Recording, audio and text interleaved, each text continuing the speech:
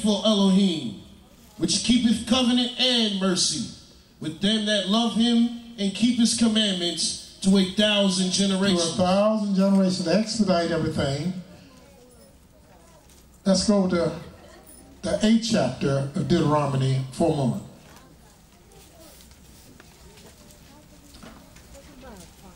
That was the commandment y'all just read, people. Start reading 8th chapter, the 1st verse. All the commandments which I command thee this day. All the commandments which I command thee this day shall ye observe to do, that ye may live and multiply and go and possess the land which Yahweh sware unto your fathers. And thou shalt remember all the way which Yahweh thy Elohim led thee these 40 years in the wilderness to humble thee. In other words, he led us 40 years in the wilderness to do what? Humble thee. And why is it necessary to be humble? Man don't know what he's going to do until he's humble. Yes, sir. Yes, sir. I've often said that adversity is established character. If you never had any character, you never had no adversity, you never had no character. Yahweh wanted to prove your character. He wanted to prove your integrity. And he needed you to prove something to yourself. So read that again. The latter part said what? And thou shalt remember all the way which Yahweh thy Elohim led thee these 40 years in the wilderness to humble thee. To humble thee. And to prove thee. And to prove thee. To know what was in thine heart. He wanted to know what was in your heart, and he wanted you to know what's in your heart. Sometimes a little olive complexion, little curly head boy do things to us, won't he, girls? Oh, he's cute. Do some things, and some of them little dark-haired gypsy girls can do things to the brothers too, ain't they? But yeah, he sends things to you to prove you. A lot of us go through adversity to see what we're going to do. Because once we find out, then we know how strong we are. Yes, sir. Or we know how weak we are and how strong we have to get. Yes, sir. We know that through adversity. You know that through sacrificing and denying yourself. That's how you find out certain things.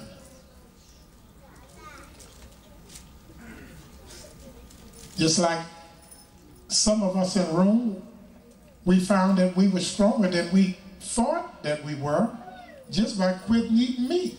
Because we love meat. Love steaks, beef ribs, turkey and dressing, roasted chicken and wild rice. Love it. Nice fish and mashed potatoes and broccoli. Love it. But when we deny ourselves, just because Yah said he don't want us to defile ourselves, and we want the same wisdom that he gave to Hananiah, YisraEL, and Azariah, and Daniel, we're proving something. We're testing. We're being tested. And we're proving something to ourselves. And we're proving something to Yah. Because Yah, you hear him say, for man does not live by bread alone, but by every word that proceeded out of the mouth of Yahweh does man live. So you're not living because that little meat you think you don't want to deny. That's not keeping you alive anyway. That's not protecting you anyway. That's not making you strong and healthy anyway. It's his word. And your ability to live by his word. That's your shield and your buckler. Keep reading. Whether thou wouldest keep his commandments or no. And he humbled thee, and suffered thee to hunger, and fed suffered thee to hunger. And why did he suffer us to hunger? Notice he humbled thee and suffered us to hunger. Anytime we hungry, we're being humbled. And suffered thee to hunger, and fed thee with manna, which thou knewest not, neither did our fathers know, that he might make thee know that man does not live by beef ribs alone. You hear that, brother? Man does not live by meat and bread only, but by every word that proceedeth out. how many words? Every. But by, I like the way y'all said that, but by every word that proceeded out of the mouth of Yahweh does man live. Now y'all put that in your pipe and smoke it tonight. Thy raiments wax not old upon thee, neither thy foot swell these 40 years. Thou shalt also consider in thy heart that as a man chastens his son, so the Yahweh Elohim chastens thee. Therefore should I keep the commandments of Yahweh the Elohim, to walk in his ways and fear him. For Yahweh Elohim bringeth thee into a good land, a land of brooks, of waters, and fountains of depth, and springs of valleys and hills, a land of wheat and barley and vines and fig trees and pomegranates, a land of oil and olive and honey, a land wherein thou shalt eat bread without scarceness, and thou shalt not lack anything in it, a land whose stones are iron, and out of whose hills thou mayest dig brass. So Yah said he'll not forsake us, but he tested us and proved us to know him. And that's what he's doing now. The test is still going on. And you're being tested in the wilderness. These 400 years as our ancestors were tested those 40 years.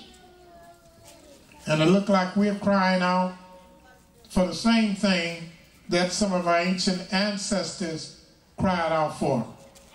But we're not content to be all righteous, because all we want to be is some righteous.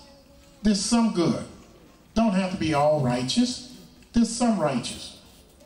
Not all good, just some good. But Yah is proving us. For the second time, I'm going right to the book of Ezra. So we're going to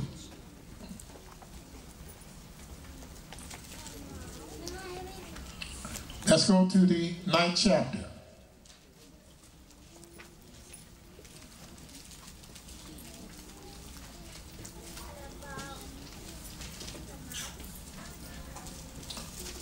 Let's start at the first verse. Everybody have it? Ezra chapter 9 verse 1.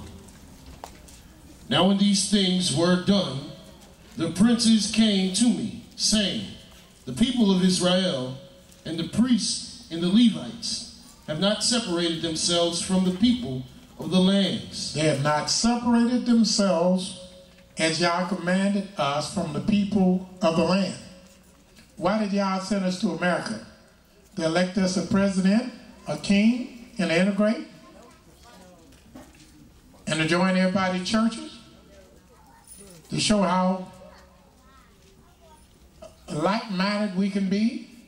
How much we can integrate with everybody? How we can just try to be like everybody else? Is this why we was brought to America? Keep reading. Doing according to their abominations, even the Canaanites, the Hittites, the Perizzites, the Jebusites, the Ammonites, the Moabites, the Egyptians, and the Amorites. For notice, some of the people were nations that Yah named in Deuteronomy 7, and some of the nations were nations that he did not name in the book of Deuteronomy, the 7th chapter. Now, which nation did he did not name that are here that we were marrying? You're very good. The Egyptians. There wasn't no law of provocation against that, was it? But we were marrying to what? The Egyptians also. And let's see what happened. Verse 2.